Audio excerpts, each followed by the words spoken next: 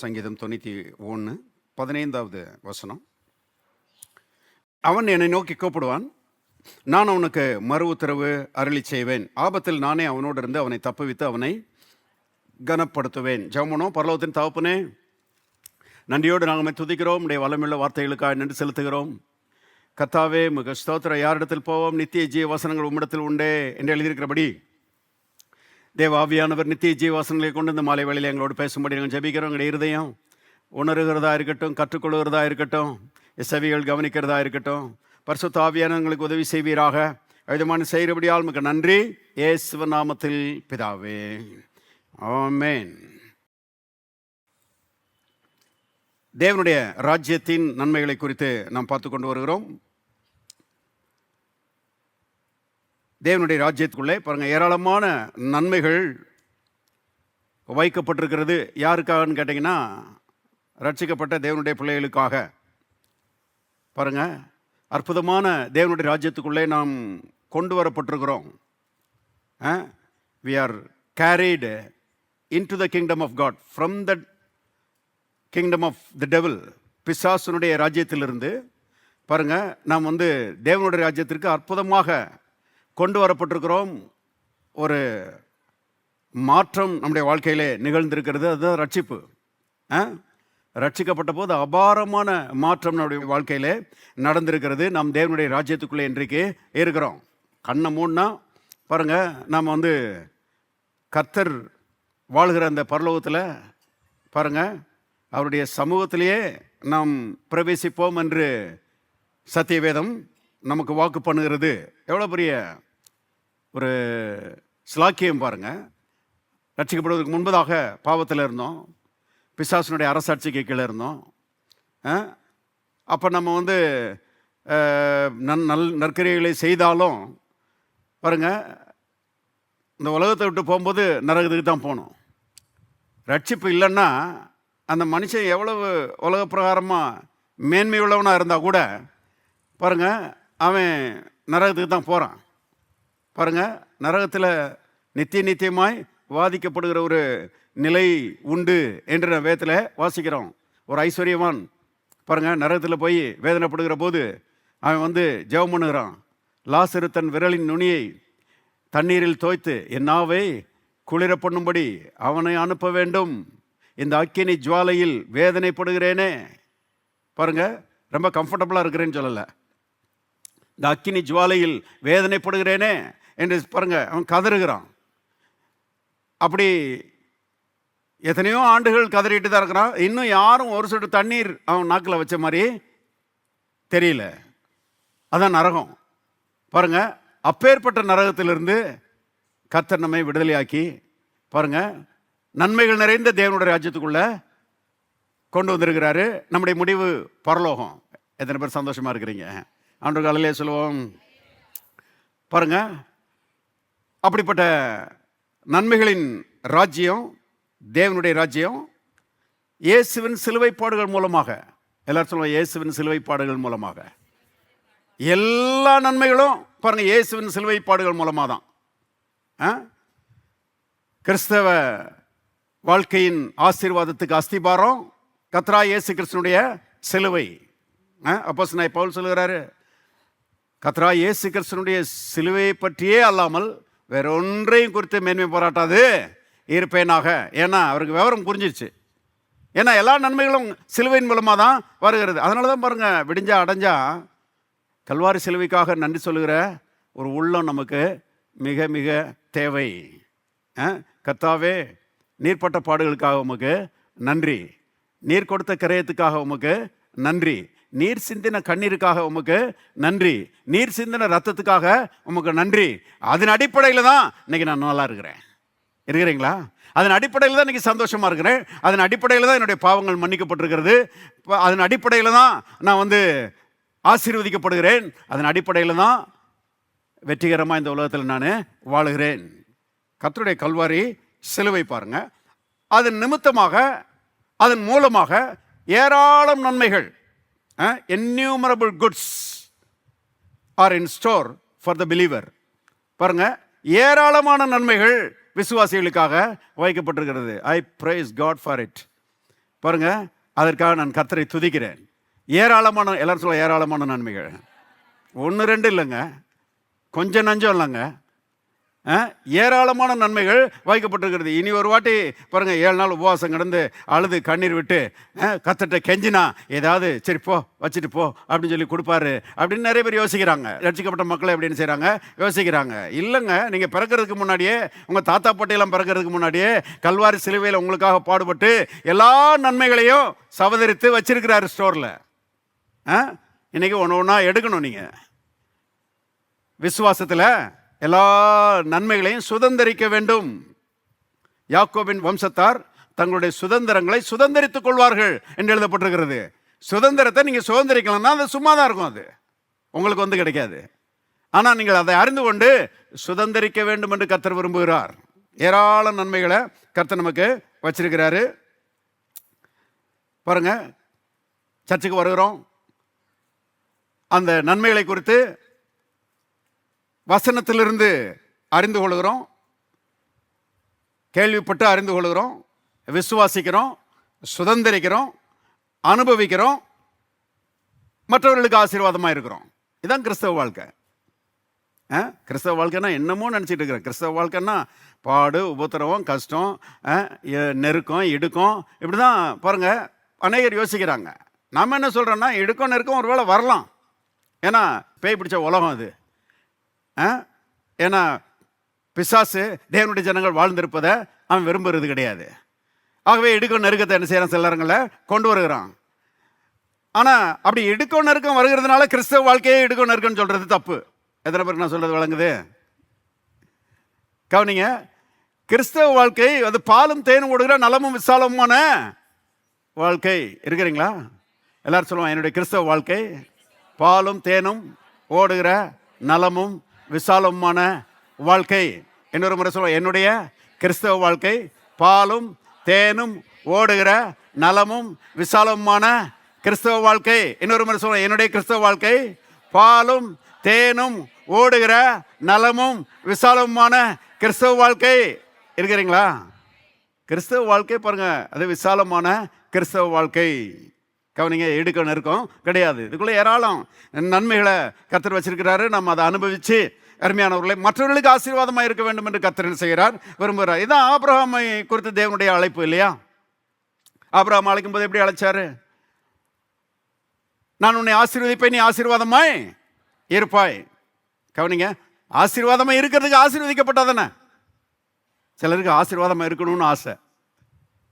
நான் ஆசீர்வாதமாக இருக்கணும், நான் ஆசீர்வாதம். சரி, அப்போ ஆசீர்வாதத்தை விசுவாசிக்கிறீங்களா? அது இல்லை பிரதர். நீங்கள் ஆசீர்வதிக்கப்படலைன்னா அப்புறம் எப்படி நீங்கள் ஆசீர்வாதமாக இருக்க முடியும்? பாருங்க, நான் ரொம்ப ஸ்ட்ராங்காக விசுவாசிக்கிறேன். ஆண்டவரே, இது வரைக்கும் ஆசீர்வதித்தபடி ஆளுமுக நன்றி, இன்னும் நிறைய ஆசீர்வதிங்க என்னைய. ஏன்னா நான் வந்து அநேருக்கு ஆசீர்வாதமாக இருக்க விரும்புகிறேன். நான் ஆசீர்வதிக்கப்பட்ட பாருங்க, ஆபிரகாம் மட்டும் ஆசீர்வதிக்கப்படுவது தேவனுடைய சித்தம் கிடையாது. ஆபிரகாம் மூலமாய் மற்றவர்கள் ஆசீர்வதிக்கப்படுவது தேவனுடைய சித்தமாக இருக்கிறது. அதுதான் கிறிஸ்தவ வாழ்க்கையின் அழைப்பு. ஆபிரகாம் யாரு? விசுவாசிகளின் தகப்பன், விசுவாசிகளுக்கு மாதிரின்னு அர்த்தம். கவனிங்க, ஆபிரகாமை போலவே நாமும் ஆசீர்வதிக்கப்பட்டு மற்றவர்களுக்கு ஆசீர்வாதமாக இருக்க வேண்டும் என்பது தேவனுடைய சித்தமாய் இருக்கிறது. ஆகவே ஏராள நன்மைகள் இருக்குது. அதில் ஒரு நன்மை, ஜெபத்துக்கு தேவன் பதில் கொடுக்கிறார். நான் சொன்னேன் இல்லையா, கிறிஸ்தவ வட்டாரத்தில் என்ன சொல்லி வச்சுட்டாங்க? கேட்டு வைப்போம் பிரதர், ஒரு பெட்டிஷனை போட்டு வைப்போம், கவர்மெண்ட்டில் இந்த பெட்டிஷன் கொடுக்குற மாதிரி. கிடைச்சா லக்கு அடிச்சிருச்சின்னு வச்சுக்குவோம், இல்லைன்னா என்ன செய்வோம், விட்டுருவோம்.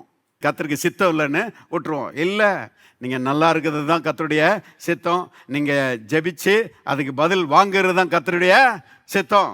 பாருங்க, உங்கள் ஜெபங்களுக்கு கர்த்தர் பதில் கொடுக்க தீவிரமாக இருக்கிறார். ஜெபத்தை மனுஷன் உண்டாக்கலைங்க. ஜெபம் என்கிற அந்த முறைமையை உண்டாக்குனதே தேவன் தான். ஜெபம் அவரிடத்திலிருந்து வந்திருக்கிறது. அதனால தான் பாருங்க, இயேசு சீஷர்களுக்கு ஜெபிக்க கற்றுக் கொடுத்தாருன்னு நாம் பார்க்கிறோம். இப்படி ஜெபம் பண்ணுங்க, இப்படி ஜெபம் பண்ணா கர்த்தர் ஜெபத்துக்கு பதில் கொடுக்கிறாரு. கர்த்தர் எல்லா ஜெபங்களுக்கும் பதில் கொடுக்கிறாரு. மனத்தடைகள் நீங்கட்டும் கர்த்தரா இயேசுவின் நாமத்தினால. ஏன்னா மனசுல பிசாசு அப்படியே அவிசுவாசத்தை அப்படியே டம்ப் பண்ணி வச்சிடறான். அவங்களுக்கெல்லாம் பதில் வரும், நமக்கு பதில் வராது. நாம் ஜெபிச்சு என்ன ஆக போகுது அப்படின்றத பாருங்க மனசில் இருத்திடுறான். மனத்தடைகளை உடச்சி எரியணும். பாருங்க, கர்த்தர் என்னுடைய ஜெபங்களுக்கு பதில் கொடுக்கிறார். ஞாபகம் வரும்போதெல்லாம் கர்த்தர் என் ஜெபங்களுக்கு பதில் கொடுக்கிறார். வாயை திறந்து சொல்லணும் பாருங்க.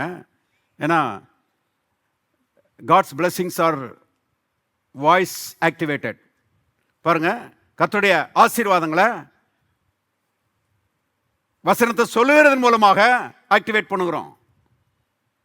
தே ஆர் வாய்ஸ் ஆக்டிவேட்டட். இன்னைக்கு ஃபோன்லலாம் வந்துருச்சு. ஃபோனை வந்து வாய்ஸில் ஆக்டிவேட் பண்ணுறாங்க. அந்த அளவுக்கு வந்துருச்சு இல்லையா? அந்த மாதிரி பாருங்க, கர்த்தருடைய ஆசீர்வாதங்களை சொல்லி சொல்லி நம்முடைய வாழ்க்கையில் பாருங்க அவைகளை கொண்டு வரலாம் என்பதை தெரிந்து கொள்ளுங்கள். இப்போ தேவன் ஜெபத்திற்கு பதில் கொடுக்கிற தேவன். எல்லாரும் சொல்லுவோம், என் தேவன் என்னுடைய ஜெபத்திற்கு பதில் கொடுக்கிறார். இன்னொரு முறை சொல்ல, என் தேவன் என்னுடைய ஜெபத்திற்கு பதில் கொடுக்கிறார். இன்னொரு முறை சொல்ல, என் தேவன் என்னுடைய ஜெபத்திற்கு பதில் கொடுக்கிறார். இருக்கிறீங்களா? சொல்லணும். அப்போதான் உள்ள ரெஜிஸ்டர் ஆகும். உள்ள ரெஜிஸ்டர் ஆனால் தான் பாருங்க மனசில் இருக்கிற தடையெல்லாம் விலகும். நான் வந்து ஜெபிக்க போகிறேன், பதிலை வாங்க போகிறேன். அந்த நிச்சயம் ரொம்ப அவசியமாக இருக்கிறது. இப்போ ஒரு சில வசனங்களுக்கு போவோம். சங்கீதம் 34 15வது வசனத்தை பாருங்க. சங்கீதம் 34 15வது வசனம். கர்த்தருடைய கண்கள் நீதிமான்கள் மேல் நோக்கமாக இருக்கிறது, அவருடைய செவிகள் அவர்கள் கூப்பிடுதலுக்கு திறந்திருக்கிறது. கர்த்தருடைய செவிகள் நீதிமான்களுடைய கூப்பிடுதலுக்கு திறந்திருக்கிறது. என்ன அர்த்தம்? கர்த்தர் நம்முடைய ஜெபங்களை கேட்கிறார். கேட்கிறது மட்டுமல்ல, நம்முடைய ஜெபங்களுக்கு பதில் கொடுக்கிறார். கவனிங்க, பதில் கொடுக்கறதுக்கு இஷ்டம்லாம் காதை அடைச்சிக்கிடுவார். ஆனால் பதில் கொடுக்கணும்னு ஆர்வமாக இருக்கிறதுனால பாருங்க அவருடைய செவிகள் நமக்காக திறந்திருக்கிறது என்பதை தெரிந்து கொள்ளுங்கள். கர்த்தருடைய செவிகள் நீதிமான்களுக்கு திறந்திருக்கிறது. யார் நீதிமான்கள்? எத்தனை பேருங்க நீதிமான்கள்? கவனிங்க, ரட்சிக்கப்பட்ட தேவனுடைய பிள்ளைகள் எல்லாரும் நீதிமான்கள். சிலர் பாருங்க என்ன சொல்றாங்கன்னா, நீதிமான் என்கிறதுல அநேகருக்கு சந்தேகம். என்னையவா நீதிமான்னு சொன்னீங்க? நான் நீதிமானா இருப்பதுக்கு வாய்ப்பே கிடையாது. அப்படி பாருங்க ரட்சிக்கப்பட்ட மக்கள் என்ன செய்றாங்க, சொல்லுகிறாங்க. நான் என்ன சொல்றேன்னா, நான் உங்களை நீதிமான் சொல்லலைங்க, தேவாதி தேவன் சொல்லியிருக்கிறாரு நீங்கள் நீதிமான்கள் என்று. எப்படி நீதிமான் ஆனோம் அப்படின்னா, இருக்கிறதுலையே மிகப்பெரிய நீதிமான நீங்க ஏற்றுக்கொண்டீங்க. அவருடைய பெயர் இயேசு. உலகத்திலேயே பெரிய நீதிமான் யாருன்னு கேட்டீங்கன்னா இயேசு ஒருவர் மாத்திரமே. அவரை என்னைக்கு விசுவாசிச்சு உங்க உள்ளத்தில் ஏற்றுக்கொண்டீங்களோ, என்னைக்கு அந்த பெரிய நீதிமான் உங்களுக்குள்ள வந்தாரோ, அன்றைக்கு நீங்க நீதிமான்களாக மாறிவிட்டீர்கள். அதனால தான் 1 கொரிந்தியர் 1:31 வசனம் சொல்கிறது, அவரே தேவனால் நமக்கு ஞானமும் நீதியும் பரிசுத்தமும் மீட்புமானார். அவரே நமக்கு நீதியானார். கவனிங்க, அவர் இல்லாமல் நீங்க என்ன பாடுபட்டாலும் நீதிமான் ஆக முடியாது. தலைகையில தொங்குனாலும் நீதிமான் ஆக முடியாது. சரீரத்தை சுட்டரிக்க கொடுத்தாலும் நீதிமான் ஆக முடியாது. உங்களுக்கு இருக்கிறதெல்லாம் தான தர்மம் பண்ணாலும் நீங்க நீதிமானா மாற முடியாது. இயேசு இல்லைன்னா பாருங்க நீங்க எந்த விதத்தில் நீதிமான் ஆக முடியாது. இது விளங்குச்சுன்னா எவ்வளவு நல்லா இருக்கும் கிறிஸ்தவ மக்களுக்கு. கவனிங்க, ஆனா எவ்வளவு பெரிய பாவியா இருந்தாலும் சரி, இயேசுவை ஏற்றுக்கொண்டான்னா அடுத்த நிமிஷம் அவன் நீதிமானாக மாற்றப்படுகிறான். இயேசுவின் ரத்தத்தின் வல்லமை அவ்வளவு பெரியது.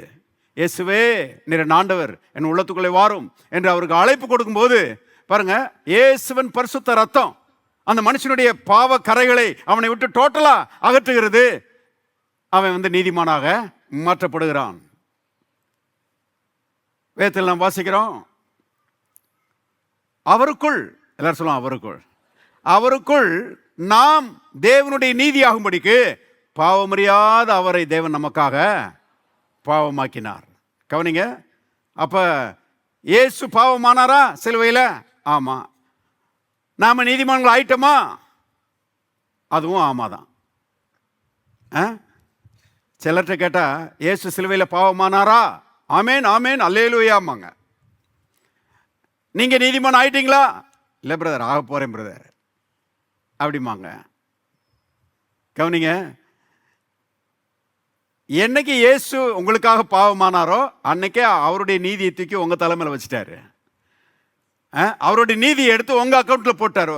நீங்கள் பிறந்தப்போ பாருங்கள், இயேசுவை ஏற்றுக்கொள்ளாத வரைக்கும் உங்கள் அக்கௌண்ட் வந்து காலி, உங்கள் அக்கௌண்ட் வந்து எம்டி. ஆனால் நீங்கள் என்னைக்கு இயேசுவை ஏற்றுக்கொண்டீங்களோ அன்னைக்கு உங்கள் அக்கௌண்ட் வந்து ஃபுல்லு.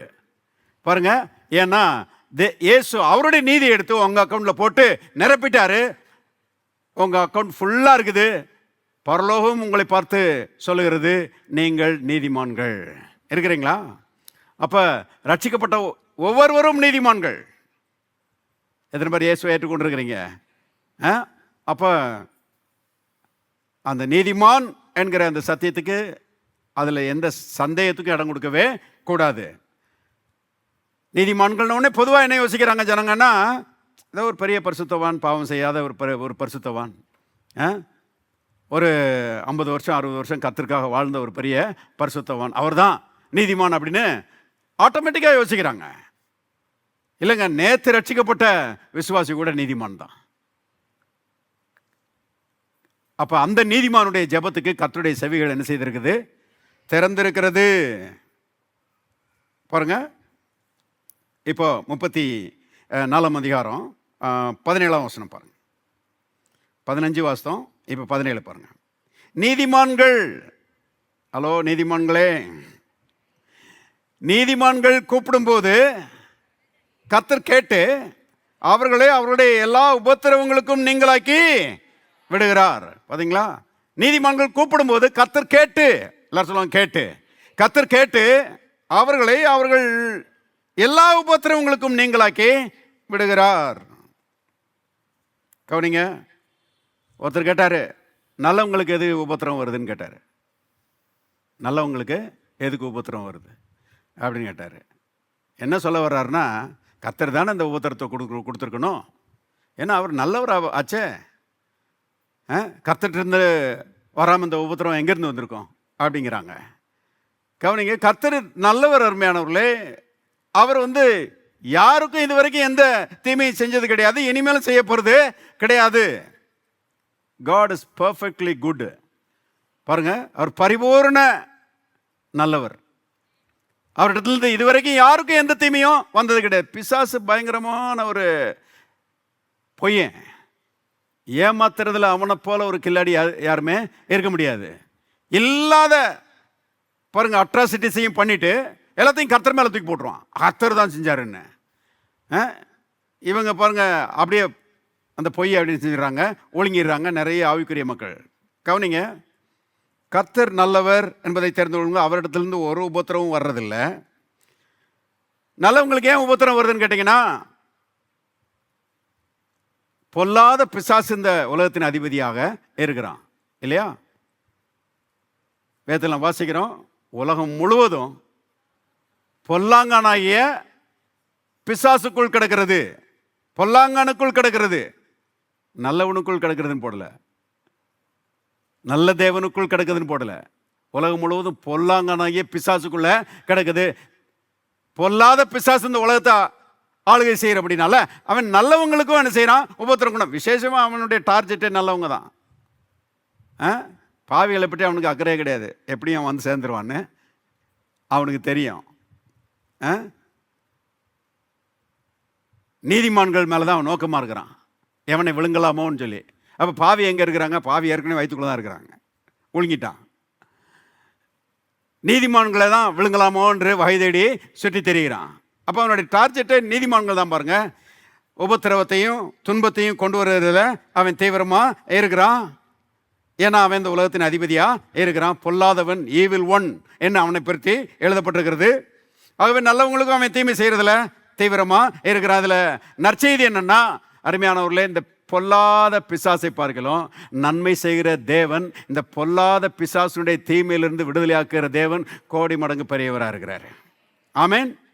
அதனால தான் பிசாசை பார்த்து நம்ம பயப்பட வேண்டிய அவசியம் கிடையாது. பேய் கொள்ளரை நினைச்சு பயப்பட வேண்டிய அவசியம் கிடையவே கிடையாது. பாருங்க, ஒரு சகோதரன் நல்ல பிரதர் தான். ஆனால் எப்போ போனாலும் பாருங்கள், வீட்டுக்கு ஒரு சில நேரங்களில் ஜெபம் பண்ண போவேன் பாருங்கள். எப்போ போனாலும் அவருக்கு ஒரு ஒரு அந்த செய்வினையை பற்றிய ஒரு பயம் அவருக்கு. அது அது எதுவும் வச்சுருப்பாங்களோ, அது நம்மளை பாதிச்சிருமோ, இப்படியே கேட்டே கிடப்பார். நான் சொன்னேன், செய்வினையாவது செய்யாத வினையாவது எல்லாத்தையும் கல்வாரியில் ஒன்றுலாமாக்கிட்டாரு. உனக்கு விரோதமாக உருவாக்கப்படும் எந்த ஆயுதமும் இனி வாய்க்காது, எந்த ஆயுதமும் வாய்க்காது, ஒன்றும் உங்களை சேதப்படுத்த மாட்டாது. அது ஒருத்தர் சொன்னார் பாருங்க, மலையாளம் மாந்திரியம் இல்லையா, அது வேலையை காமிக்க தான் செய்யினாரு. கேரளாவுக்கு போயிட்டு வந்திருப்பார் போல. மலையாள மாந்திரிகமெல்லாம் வேலையை காமிக்க தான் செய்யணும். நான் சொல்லுறேன், மலையாள மாந்திரியமாக இருக்கட்டும், அது தெலுங்கு மாந்திரியமாக இருக்கட்டும், அல்லது ஹிந்தி மாந்திரியமாக இருக்கட்டும், எதுவும் ஒன்று எங்களை சேதப்படுத்த மாட்டாது. காரணம், இவைகள் எல்லாவற்றிலும் இருந்து விடுதலை ஆக்குகிற இயேசுவின் ரத்தம் வல்லமை உள்ளது. இருக்கிறீங்களா? இயேசுவின் நாமம் வல்லமை உள்ளது. இயேசுவின் ரத்தத்தினுடைய அந்த பாதுகாவலுக்கு கீழே நாங்கள் இருக்கிறோம். இயேசுனுடைய நாமத்தினுடைய வல்லமைக்கு கீழே நாங்கள் இருக்கிறோம். ஒருவேளை அவைகள் வந்து மோதலாம், ஆனால் ஜெயிக்கிறது நாங்கள் தான். அந்த தீமைகள் மறைஞ்சு போயிடும். இருக்கிறீங்களா? இருந்தால் ஒரு ஆமீன் சொல்லுங்க. ஆகவே பாருங்க, இப்படி கேட்டே கிடப்பாரு. நான் சொல்ல, பயப்படாதீங்க பிரதர், எதுக்கு தேவையில்லாத பயத்துக்கு இடம் கொடுக்குறீங்கன்னா பாருங்க, அதுலேருந்து அவருக்கு விடுதலை இல்லை. பாருங்க, இப்போ கூட கொஞ்சம் வியாதியில் கஷ்டப்பட்டு இருக்கிறாரு. நேற்று கூட போய் ஹாஸ்பிட்டலில் போய் ஜெபம் பண்ணிட்டு வந்தேன் அவருக்காக. பாருங்க, ஏன்னா பயம்தான். பயப்பட வேண்டிய அவசியம் இல்லை. பொல்லாத பிசாசு இருக்கிறான். ஆனால் இயேசு துரைத்தனங்களையும் அதிகாரங்களையும் உரிந்து கண்டு வெளியரங்கமான கோலமாக்கி அவைகளின் மேல் சிலுவையிலே வெற்றி சிறந்தார். யாதியாகமத்தில் சொன்னார் இல்லையா, தேவன் ஸ்திரீயின் வித்து சர்ப்பத்தின் தலையை நசுக்குவார் என்று சொன்னார் இல்லையா. அந்த ஸ்திரீயின் வித்து சர்ப்பத்தின் தலையை கல்வாரியில நசுக்கிட்டாரு. வியாதியை நசுக்கிட்டாருங்க. ஹலோ, இருக்கிறீங்களா? தரித்திரத்தை நசுக்கிட்டாரு, சாபத்தை நசுக்கிட்டாரு. அதுக்கு பாருங்க, கிஞ்சித்தேனும் பயப்படக்கூடாது. எந்த தீமைக்கும் கிஞ்சித்தேன்னு நினைச்சக்கூடாது, பயப்படக்கூடாது. லெட் கம் வாட் மே. பிசாசை நீ என்ன கொண்டு வந்தாலும் சரி, எகிரி அடிச்சு நான் ஜெயிக்க போறேன். ஏன்னா கர்த்தர் என் கூட இருக்கிறார். அவருடைய நாமம் எனக்கு அடைக்கலமா இருக்கிறது, அவருடைய ரத்தம் எனக்கு அடைக்கலமாய் இருக்கிறது. 100% ஜெயிக்க போறது நான் தான். நம்முடைய கர்த்தராகிய இயேசு கிறிஸ்துவினாலே நமக்கு ஜெயம் கொடுக்கிற தேவனுக்கு ஸ்தோத்திரம். கிறிஸ்துவுக்குள் எப்பொழுதும் எல்லா இடங்களிலேயும் நம்மை வெற்றி சேர்க்க பண்ணுகிற தேவனுக்கு ஸ்தோத்திரம். எல்லாரும் சொல்லுவோம், கிறிஸ்துவுக்குள் எப்பொழுதும் எல்லா இடங்களிலேயும் தேவன் என்னை வெற்றி சிறக்க பண்ணுகிறார்.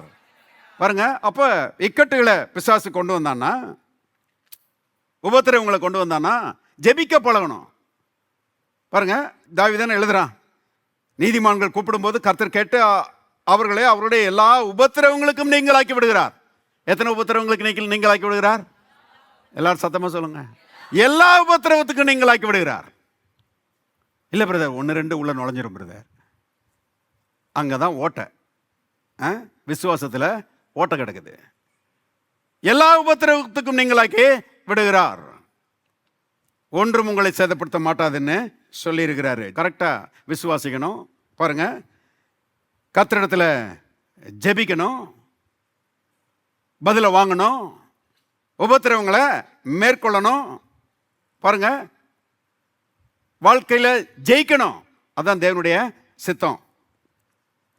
இந்த சத்தியத்தை தாவீது எழுதுகிறான். அவன் தன்னை பற்றியே சொல்றான் பாருங்க. இதே அதிகாரத்தில் 34ஆம் சங்கீதம் 6ஆம் வசனம் பாருங்க. 34ஆம் சங்கீதம் 6ஆவது வசனம். இந்த ஏழை கூப்பிட்டான். எல்லாரும் சேர்ந்து வாசிங்க. கர்த்தர் கேட்டு அவனை அவன் இடுக்கண்களுக்கெல்லாம் நீங்களாக்கி. அல்லேலூயா. பாருங்க, ஆபத்து காலத்தில் என்னை நோக்கி கூப்பிட, நான் உன்னை விடுவிப்பேன், நீ என்னை மகிமைப்படுத்துவாய். ஜெபம் பண்ணணும். பாருங்க, தாவீது ஜெபம் பண்ணா, இக்கட்டான நேரத்தில் ஜெபம் பண்ணா, ஆபத்து காலத்தில் ஜெபம் பண்ணா. கர்த்தர் அவனை அவனுடைய இக்கட்டுகளுக்கெல்லாம் நீங்களாக்கி அவனை ரட்சித்தார். சிங்கம் வந்துச்சு பாருங்க, கர்த்தர் ஜெபம் பண்ணியிருப்பான்னு நினைக்கிறேன். சிங்கத்தை கொண்டு போட்டான். கரடி வந்துச்சு, ஜெபம் பண்ணியிருப்பான்னு நினைக்கிறேன். கரடியை கொண்டு போட்டான். கோலியாத்து வந்தான், ஜெபம் பண்ணியிருப்பான்னு நினைக்கிறேன். கோலியாத்து செத்தான். சவுல் வந்தான், ஜெபம் பண்ணியிருப்பான்னு நினைக்கிறேன். பாருங்க, செத்தான். யாரும் தாவீதை கொல்ல முடியல. தாவீதுக்கு எதிர்த்து வந்தவெல்லாம் செத்தான். நான் சொல்லுறேன், உங்களையும் யாரும் அழிக்க முடியாது. உங்களுக்கு எதிராக வந்தவெல்லாம் ஓடி போயிடுவான். ஆமென். பாருங்க, உங்களுடைய நல்வாழ்வுக்கு எதிராக போராடுகிற சக்திகள் மறைஞ்சு போயிடும். ஆனால் நீங்க விசுவாசிக்கிறவர்களா இருக்கணும், ஜெபிக்கிற ஆட்களா இருக்கணும். தாவீது மாதிரி எதுவும் நடக்கும் பிரதர், ப்ரெடிக்ட் பண்ண முடியாது பிரதர். ஃபூல், முட்டாள். பைபிள் என்ன சொல்லுதுன்றத கவனிக்கணும். பாருங்க, கர்த்தர் இருக்கிறாரு, கர்த்தருக்குள்ள நாம இருக்கிறோம். நம்முடைய ஜெபத்தை கர்த்தர் கேட்கிறாரு. கேட்டு என்ன செய்யறாரு? பதில் கொடுக்கிறாரு. ஆபத்து வருதா? ஆமா, வர்றதுக்கு சான்ஸ் இருக்குது. ஏன்னா உலகம் அப்படிப்பட்ட உலகம். பிசாசு இருக்கிறான், இக்கட்டுகள் கொண்டு வந்து போடுகிறான். ஆனா நாம பாருங்க, விசுவாசத்தில் உறுதியா இருந்து கரெக்டா ஜெபிப்போமானால் அந்த இக்கட்டுகள் எல்லாம் நம்மை விட்டு நீங்கி போகும். பாருங்க, பெரிய விடுதலையும் சுயாதீனமும் சமாதானமும் பாருங்க சந்தோஷமும் ஆசீர்வாதமும் நம்முடைய வாழ்க்கையின் பங்காக மாறும். நான் ஜெபம் பண்ணேன், கர்த்தர் என்னுடைய ஜெபத்தை கேட்டு என்னுடைய இக்கட்டு எல்லாவற்றுக்கும் என்னை நீங்களாக்கி விட்டார் என்று தாவீது சொல்கிறான். எல்லாரும் சொல்லுவோம், தாவீதின் ஜெபத்திற்கு பதில் கொடுத்த கர்த்தர் என்னுடைய ஜெபத்திற்கும் பதில் கொடுப்பார்.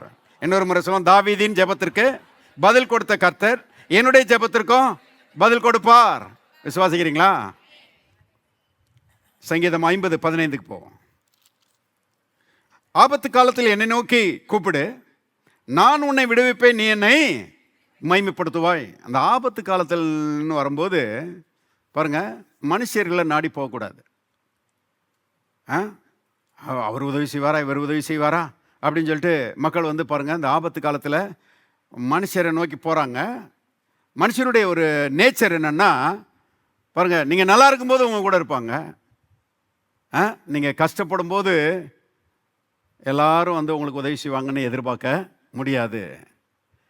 எவ்வளோ தூரம் உங்களை விட்டு பாருங்க தூரமாக இருக்கணுமோ அவ்வளோ தூரம் விலகி இருப்பாங்க. ஆனால் சில ஆட்கள், உங்களை நேசிக்கிற ஆட்கள், அவங்க இருக்க தான் செய்கிறாங்க. ஆனால் அவங்க கூட அவங்களால முடிஞ்ச உதவி தான் உங்களுக்கு செய்ய முடியும். அவர்கள் செய்கிற அந்த உதவி உங்களை பரிபூர்ணமாய் விடுதலையாக்காது, ஆபத்திலிருந்து விடுதலையாக்காது. அதனால தான் பாருங்க, சங்கீதம் 60:11-12 பாருங்க. இக்கட்டில் எங்களுக்கு உதவி செய்யும். எல்லாரும் சேர்ந்து வாசிங்க. மனுஷனுடைய உதவி விருதா. யாராவது வந்து உங்களுக்கு ஹெல்ப் பண்ணாங்கன்னா கர்த்தருக்கு ஸ்தோத்திரம், அதை வேண்டாம் நம்ம சொல்றதில்லை. ஆனால் மனுஷனுடைய உதவி தான் நமக்கு ஒரு பெரிய விடுதலை தரும்னு நம்ம எதிர்பார்த்தோம்னா நம்ம சில நேரங்கள் இல்லை ஏமாந்தே போயிடுவோம். கவனிங்க, அப்போ இக்கட்டு நேரத்தில் கர்த்தர் உதவி செய்கிறவராய் இருக்கிறார். யாக்கோபு சொல்றாரு, ஒருவன் துன்பப்பட்டால் ஜெபம் பண்ண கடவன். துன்பப்பட்டால் ஜெபம் பண்ண கடவன். நீங்க ஜெபம் பண்ணலாங்க, உங்க ஜெபத்துக்கு கர்த்தர் என்ன செய்வாரு? பதில் கொடுப்பாரு. ஒரு பாஸ்டர் சொல்றாருங்க, இப்படிலாம் சொல்லி கொடுத்துட்டீங்கன்னா அப்புறம் யாரு பிரதர் நம்ம சர்ச்சுக்கு வருவான்னு. இந்த எத்தனை பேர் வந்திருக்கிறீங்க பாருங்க. கவனிங்க, நிறைய பேர் எங்களுக்கு எழுதுங்கள், நாங்கள் உங்களுக்காக ஜெபம் பண்ணோம், உபவாசம் இருந்து ஜெபம் பண்ணுறோம். இப்படி தான் பாருங்க ஊழியக்காரங்க நிறைய ஜெபம் பண்ணிட்டு இருக்கிறாங்க. இல்லைங்க, ரட்சிக்கப்பட்ட ஒவ்வொருவரும் ஜெபம் பண்ணலாம் ஸ்ட்ரைட்டா. நீங்கள் ஒன்றுக்கும் கவலைப்படாமல் எல்லாவற்றையும் குறித்து ஸ்தோத்திரத்தோடனே கூட விண்ணப்பத்துடன் தேவனுக்கு, எல்லாரும் சொல்லுவோம், தேவனுக்கு தெரியப்படுத்துங்க. கர்த்தர்ட்ட நான் சொல்ல போறேன். அது மட்டும் இல்லை, அவருடைய வாக்கு தத்துவங்களை அவருக்கு ஞாபகப்படுத்த போறேன். அவர் எனக்கு உதவி செய்யாம யாருக்கு உதவி செய்வாரு? அவர் எனக்கு விடுதலை கொடுக்காம யாருக்கு கொடுக்க போறாரு? அவர் என்னை ஆசீர்வதிக்காம யாரை ஆசீர்வதிக்க போறாரு? நான் அவருடைய பிள்ளையாச்சே. இருக்கிறீங்களா? உரிமையோட ஜெபம் பண்ணலாம் பாருங்க. அந்த மாதிரி ஒரு விசுவாசம் வரும்போது பாருங்க, ஜெப நேரம் இன்பமா இருக்கும்.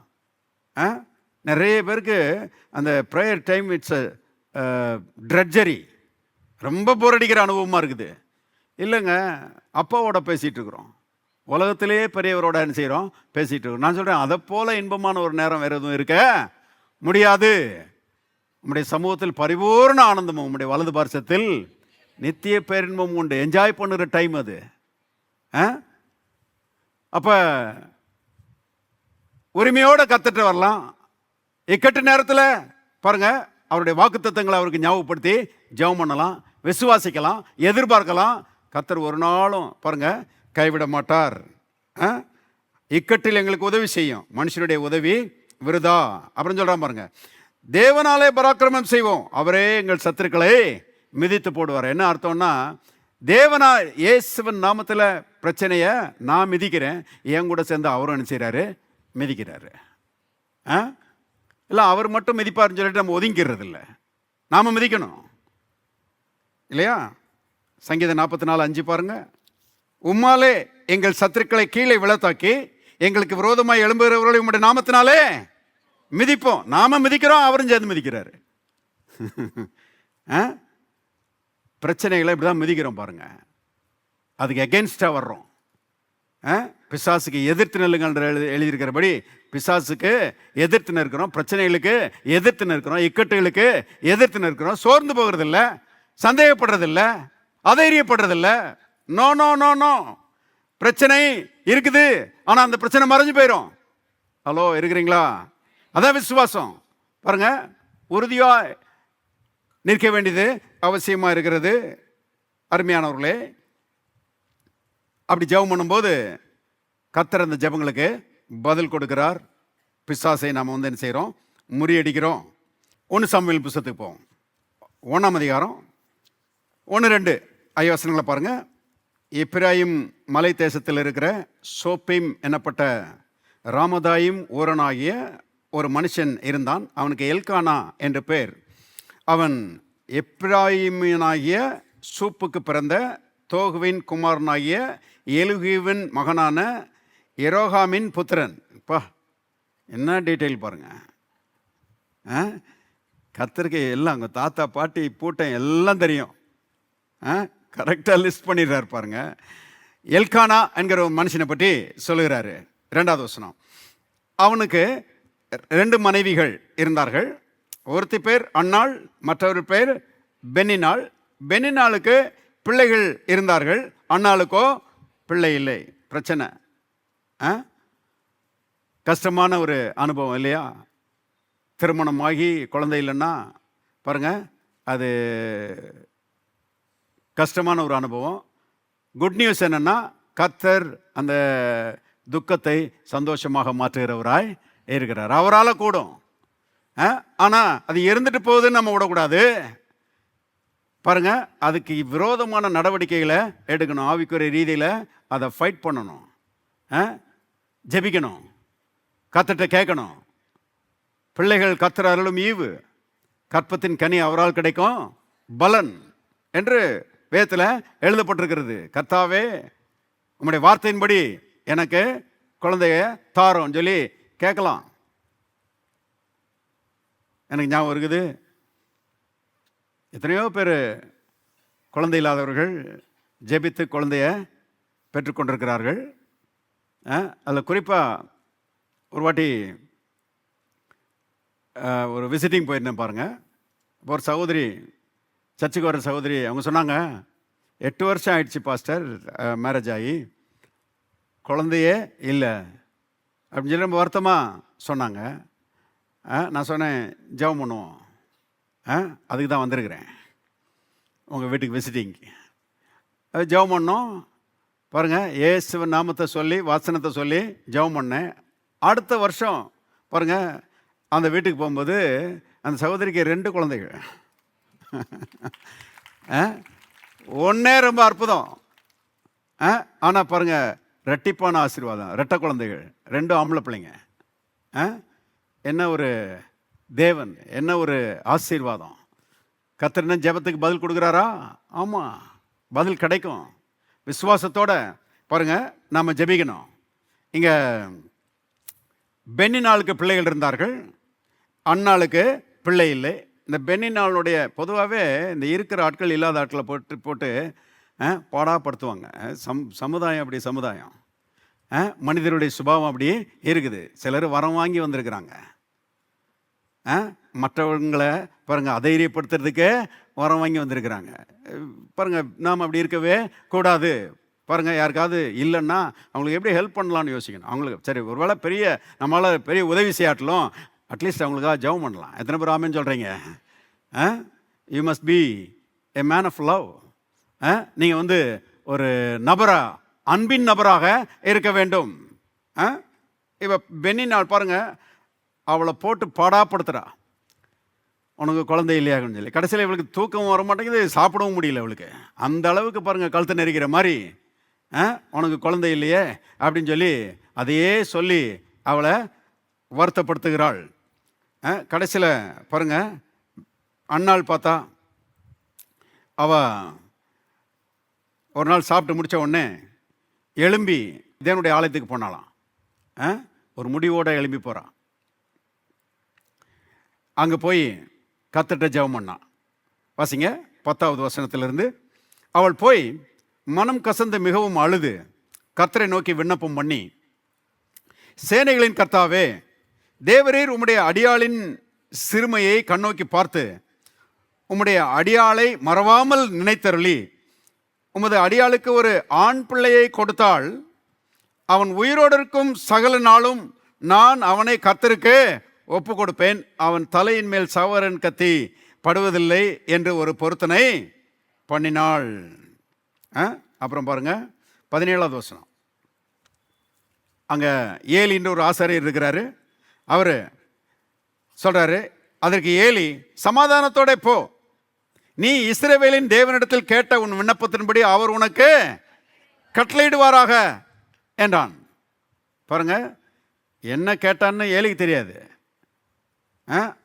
ஆனால் அவள் ஜெபம் பண்ணுறா, ஆண்டவரே எனக்கு ஒரு ஆண் குழந்தை தாருன்னு சொல்லி அவள் ஜெபம் பண்ணுறா. ஏலி ஒரு ஆசீர்வாதமாக சொல்லி அனுப்புகிறாரு, நீ அவரிடத்தில் கேட்ட உன் விண்ணப்பத்தின்படி அவர் உனக்கு கட்டளையிடுவாராக. என்ன ஒரு அருமையான ஆன்சர் பாருங்க. கர்த்தர்ட்ட கேட்டால் நீங்கள் கேட்டதை அவர் கொடுக்குறவரா இருக்கிறார். என் நாமத்தினால எதை கேட்டாலும் அதை செய்வேன் என்று கர்த்தர் சொல்லியிருக்கிறாரு. அவிசுவாசங்கள்லாம் களைஞ்சி எறியணும். பாருங்க வசனத்தின்படி என்ன நன்மை உங்களுக்கு வேணுமோ அந்த நன்மையை விசுவாசத்தோட கேட்க வேண்டும். கேட்டுட்டு அப்புறம் பாருங்க 18வது வசனம். அப்பொழுது அவள் உம்முடைய அடியாளுக்கு உம்முடைய கண்களிலே தயவு கிடைக்க கிடவது என்றாள். பின்பு அந்த ஸ்திரீ புறப்பட்டு போய் போஜனம் செய்தாள். எல்லாரும் சேர்ந்து வாசிங்க. அப்புறம் அவள் துக்கமுகமாய் இருக்கவில்லை. இங்கே தாங்க விவரமே இருக்குது. அப்புறம் அவள் துக்கமுகமாக இருக்கல. ஏன்? அவளை பொறுத்தளவில் நான் ஜெபம் பண்ணிட்டேன், என் ஜெபத்தை ஆண்டவர் கேட்டுட்டாரு. கேட்டது மட்டுமல்ல, அதுக்குரிய பதிலையும் எனக்கு கொடுத்துட்டாரு. நான் அதை விசுவாசிக்கிறேன். எனக்கு கர்த்தர் கண்டிப்பாக குழந்தைய தந்துட்டாருன்னு சொல்லி அவள் விசுவாசிக்கிறான். நீங்கள் கேட்டதை பாருங்க கிடைச்சிருச்சுன்னு சொல்லி விசுவாசிச்சிட்டிங்கன்னா அப்புறம் சந்தேகமே இருக்காது. அதை பற்றிய சந்தேகமே இருக்காது. நாம் எதையாயிலும் அவருடைய சித்தத்தின்படி கேட்டால் அவர் நமக்கு செவி கொடுக்கிறார் என்பதே அவரை பற்றி நாம் கொண்டிருக்கிற தைரியம். நாம் எதை கேட்டாலும் அவர் நமக்கு செவி கொடுத்திருக்கிறார் என்று அறிந்திருந்தோமானால் நாம் அவரிடத்தில் கேட்டவைகளை பெற்றுக்கொண்டோம் என்று மறந்திருக்கிறோம். கொடுத்துட்டாரு கர்த்தர், எனக்கு கொடுத்துட்டாரு. கேட்டேன், என் ஜெபத்துக்கு பதில் கொடுக்கிற தேவன் என் ஜெபத்தை கேட்டு அந்த ஆன்சரை கொடுத்துட்டாரு அப்படிங்கிற ஒரு நிச்சயம் வந்த மாத்திரத்தில் அப்புறம் அதை பற்றி கவலையே கிடையாது. அப்புறம் அவ துக்கமுகமாய் இருக்கவில்லை. கவனிங்க. இப்போ 19வது வசனம். அவர்கள் அதிகாலையில் எழுந்து கர்த்தரை பணிந்து கொண்டு ராமாவில் இருக்கிற தங்கள் வீட்டுக்கு திரும்பி போனார்கள். எல்கானா தன் மனைவியாகி அன்னாளை அறிந்தான். எல்லாரும் சேர்ந்து வாசிங்க. கர்த்தர் அவளை நினைத்தருளினார். சில நாள் சென்ற பின்பு அன்னாள் கர்ப்பவதியாகி ஒரு குமாரனை பெற்று கர்த்தரிடத்தில் அவனை கேட்டேன் என்று சொல்லி அவனுக்கு சாமுவேல் என்று பெயரிட்டாள். பாருங்க, கர்த்தர்ட்ட கேட்டேன், கொடுத்துட்டாரு. எந்த நன்மைனாலும் பாருங்க கர்த்தர்ட்ட கேட்டு என்ன செய்யலாம்? வாங்கிக்கலாம். பாஸ்டர், கர்த்தர் எனக்கு ஒரு வீடு தருவாரா? நான் சொல்கிறேன், கண்டிப்பாக தருவார். எனக்கு ஒரு வாகனத்தை தருவாரா? கண்டிப்பாக தருவார். விசுவாசிங்க, கேளுங்க, வர்ற வரைக்கும் பொறுமையாக இருங்க, கர்த்தரை ஸ்தோத்திரம் பண்ணுங்க, கண்டிப்பாக நடக்கும். நாங்களாம் பாருங்கள், ஒரு சொந்த சைக்கிள் கூட இல்லாத நிலைமையிலேருந்து இவ்வளோ தூரம் ஏறி வந்திருக்கிறேன். அருமையானவர்களே, விசுவாசி கர்த்தர்ட்ட ஒன்று ஒன்றா வாங்கி பாருங்கள், பழகியாச்சு. இப்போ ருசி கண்ட பூனைன்னு சொல்லுவாங்க இல்லையா, கர்த்தர்ட்ட வாங்கி பழகியாச்சு. இப்போ என்ன வேணாலும் வேண்டியதை கேட்டு என்ன செய்கிறோம்? வாங்கிக்கிறோம், விசுவாசிக்கிறோம். அந்த மாதிரி பாருங்க, கர்த்தர் நமக்கு கொடுக்க வாஞ்சியா இருக்கிறார். பொல்லாதவர்களாகிய நீங்கள் உங்கள் பிள்ளைகளுக்கு நல்ல ஈவுகளை கொடுக்க இருந்திருக்கும் போது பரமபிதா தம்முடைய பிள்ளைகளுக்கு நன்மையானவைகளை கொடுப்பது. எல்லாரும் சொல்லுவோம், கர்த்தர் எனக்கு நன்மையானவைகளை கொடுப்பது அது நிச்சயம் அல்லவா? இன்னொரு முறை சொல்லுவோம், கர்த்தர் எனக்கு நன்மையானவைகளை கொடுப்பது அது நிச்சயம் அல்லவா? இன்னொரு முறை சொல்லுவோம், கர்த்தர் எனக்கு நன்மையானவைகளை கொடுப்பது அது நிச்சயம் அல்லவா? அதிக நிச்சயம் அல்லவா? கண்டிப்பாக கிடைக்கும். ஒரு நாளும் கிடைக்காம போகாது. அப்படி விசுவாசிக்கணும் பாருங்க. அதனால தான் இயேசு பல இடங்களில் சொல்கிறார் இல்லையா, ஃபாஸ்டிங் ப்ரேயரில் நாங்கள் அதை பார்த்துட்டு இருக்கிறோம். உன் விசுவாசத்தின் போது உனக்கு ஆக கிடவுது, என்ன விசுவாசிக்கிறையோ அதை வாங்கிட்டு போ அப்படிங்கிறாரு இயேசு. பாருங்க, மாறாத பிரமாணம். கரெக்டாக ஜெபம் பண்ணி கரெக்டாக கற்றுட்டுலாம் வாங்கி கொள்ளலாம். பாருங்க, இப்போ என்ன ஒரு சம்பவத்தை பார்த்து முடிச்சிடுவோம். 1 சாமுவேல் புஸ்தகத்துக்கு போங்க. இந்த ஆபத்து காலத்தில் என்னை நோக்கி கூப்பிடு அப்படின்னு நம்ம வாஸ்தவம் இல்லையா? 1 சாமுவேல் புஸ்தகம் அதை தொடர்பாக ஒரு சம்பவத்தை பாருங்க. 7ஆம் அதிகாரம் 7வது வசனம். 1 சாமுவேல் 7ஆம் அதிகாரம் 7வது வசனம். இஸ்ரவேல் புத்திரர் மிஸ்பாவிலே கூடி வந்ததை பெலிஸ்தர் கேள்விப்பட்ட போது, எல்லாரும் சேர்ந்து வாசிங்க. பெலிஸ்தரின் அதிபதிகள் இஸ்ரவேலுக்கு விரோதமாக எதிர்த்து வந்தார்கள். அதை இஸ்ரவேல் புத்திரர் கேட்டு பெலிஸ்தர் நிமித்தம் பயப்பட்டு சாமுவேலை நோக்கி, நம்முடைய தேவனாகிய கர்த்தர் எங்களை பெலிஸ்தரின் கைக்கு நீங்களாக்கி ரட்சிக்கும்படிக்கு, எல்லாரும் சேர்ந்து வாசிங்க, எங்களுக்காக அவரை நோக்கி ஓயாமல் வேண்டிக் கொள்ளும் என்றார்கள். கவனிங்க, ஜெபம் பண்ணுங்க. சாமுவேல்கிட்ட வந்து கேட்குறாங்க, ஜெபம் பண்ணுங்க, ஏன்னா பெலிஸ்தர் எங்களுக்கு விரோதமாக வந்துடுறாங்க. இந்த பெலிஸ்தர் பாருங்க, இஸ்ரவேலுக்கு இந்த குறிப்பிட்ட சந்தர்ப்பத்தில் ரொம்ப பெரிய எதிரிகளாக இருந்தார்கள். இஸ்ரவேலருக்கு பொல்லாத ஒரு ஜனக்கூட்டம். பாருங்க, இந்த பெலிஸ்தர் இடத்துலேருந்து தான் கோலியாத் வந்தான். அரக்கத்தனமான ஆட்கள் சரீரத்தில் அரக்கன்களாக இருந்தது மட்டும் இல்லை, மனதளவுலையும் பெரிய அரக்கர்கள் தான் பாருங்க அவனுங்க. ஆகவே இந்த இஸ்ரவேல் மக்களை ஒடுக்கிறதுக்கு அவனுங்க இஸ்ரவேல் மக்களோட போராடுறாங்க. ஏன் இஸ்ரவேல் மக்களை ஒடுக்கிறதுக்கு அவனுக்கு இடம் கிடைச்சிச்சுன்னா, நல்லா கவனிங்க, இவங்க இடம் கொடுத்தாங்க. எப்படி இடம் கொடுத்தாங்க? கர்த்தரை விட்டு பின்வாங்கி போய் விக்கிரகங்களுக்கு பின்னால் போய் அஸ்தரோத்துன்னு சொல்லி ஒரு விக்கிரகத்துக்கு பின்னாடி போய் அதை வணங்கிட்டு கிடக்குறாங்க. எப்பவுமே இந்த அடிமைத்தனம்ன்றது எப்போ வருதுன்னா, மனுஷன் தேவனுடைய வார்த்தையை விட்டு விலகி போகும்போது தான் அடிமைத்தனம் அவங்கள மேற்கொள்ளுகிறது. கவனிங்க, பொல்லாதவனுங்க இவனுங்க இஸ்ரவேல் மக்களை ஆண்டு கொள்வதற்கு காரணம், இவங்க தேவனுடைய பிரமாணங்களை விட்டு வெளியே போயிட்டாங்க. கர்த்தரை ஆராதிக்கிறதுக்கு பதிலாக விக்கிரகங்களை ஆராதிக்க ஆரம்பிச்சிட்டாங்க. அதனால் ஆட்டோமேட்டிக்காக பாருங்கள், கர்த்தருடைய கிருபை விலகி விடுகிறது, கர்த்தருடைய ஆவியானுடைய பிரசன்னம் விலகி விடுகிறது. பாருங்கள், எதிரிகள் இவங்க கூட என்ன செய்கிறாங்க? யுத்தம் பண்ணுகிறாங்க. இப்படி தான் நடக்குது. பார்த்தீங்கன்னா, இந்த பெலிஸ்தர் இந்த ஜாதி இருக்குது.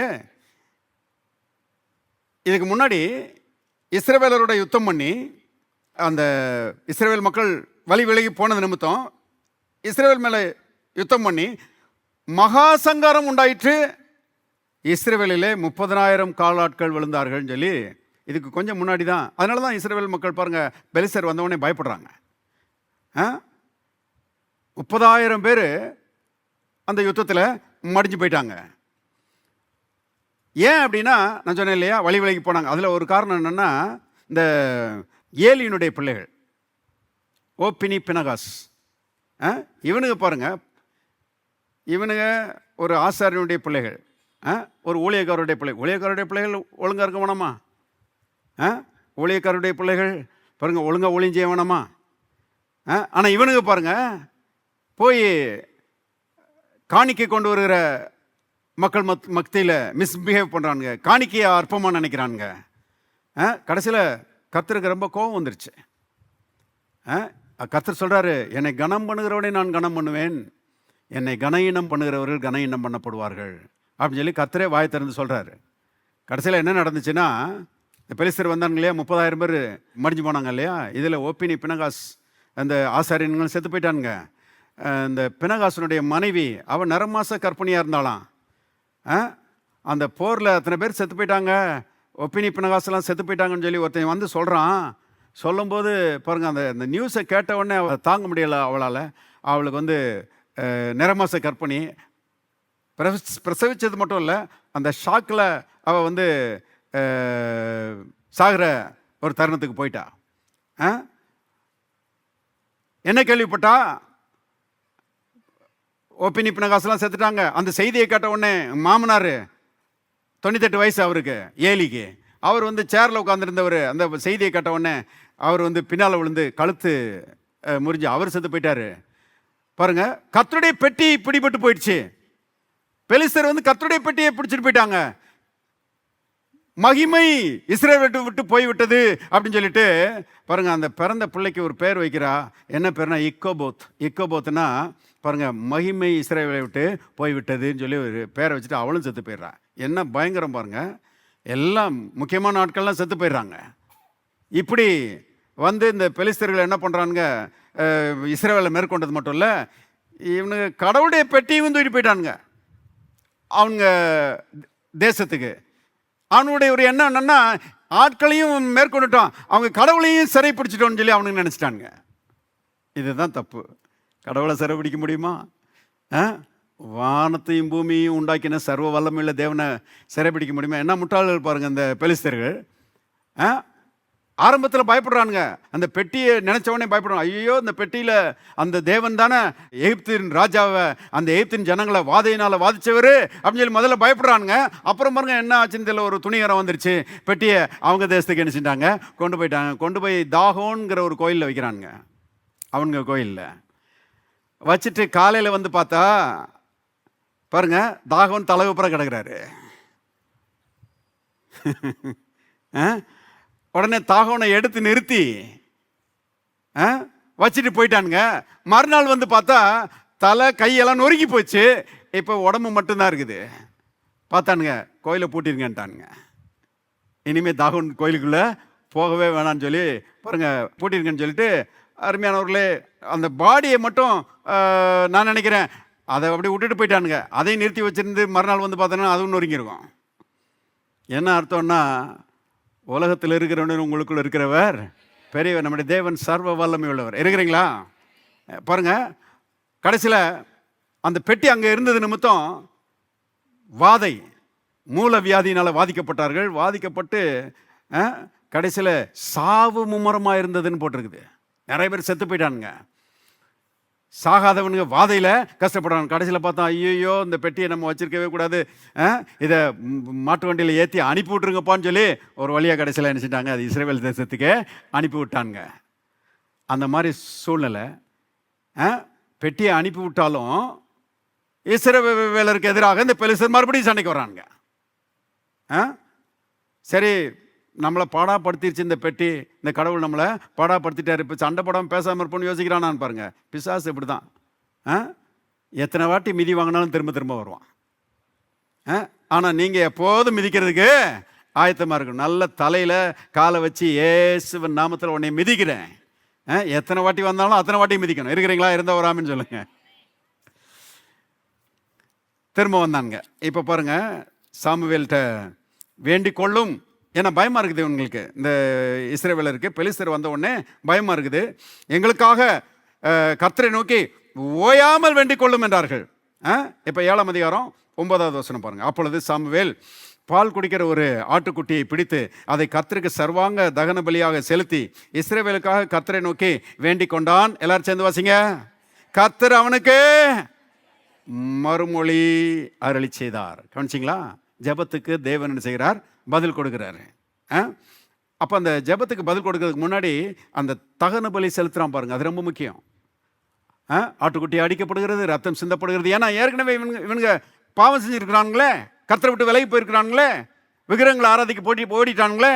இப்போ இவங்க பாவம் மன்னிக்கப்படணும் இல்லையா? பாவம் இருந்ததுனால தானே பெலிஸ்தர் வந்து இவங்களை பாடப்படுத்துறானுங்க.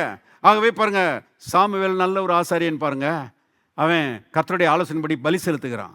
ஆடு வெட்டப்படுகிறது, ரத்தம் சிந்தப்படுகிறது, இஸ்ரவேலுடைய பாவம் மன்னிக்கப்படுகிறது. பாவம் மன்னிக்கப்பட்ட மாத்திரத்தில் சாமுவேல் ஜெபம் பண்றான். கர்த்தர் அவன் ஜெபத்தை கேட்டேன்னு செய்றாரு, பதில் கொடுக்கிறாரு. இப்ப பாருங்க 10வது வசனம். சாமுவேல் சர்வாங்க தகன பலியை செலுத்துகையில் பெலிஸ்தர் இஸ்ரவேல் மேல் யுத்தம் பண்ணவன் நெருங்கினார்கள். எல்லாரும் சேர்ந்து வாசிங்க. கர்த்தர் மகா பெரிய இடி முழக்கங்களை பெலிஸ்தர் மேல் அந்நாளிலே முழங்க பண்ணி அவர்களை கலங்கடித்ததினால் அவர்கள் இஸ்ரவேலுக்கு முன்பாக பட்டு விழுந்தார்கள். இதுக்கு முன்னாடி வந்து 30,000 பேர் கொண்டு போயிட்டாங்க. ஆனா இப்போ சாமுவேல் ஜெபம் பண்ணுறான், பலியின் அடிப்படையில் ஜெபம் பண்ணுறான், அர்த்தத்தின் அடிப்படையில் ஜெபம் பண்ணுறான். எப்போதும் பாருங்கள், அதனால தான் இந்த கல்வாரி சிலுவையை நம்ம மறந்துடவே கூடாது.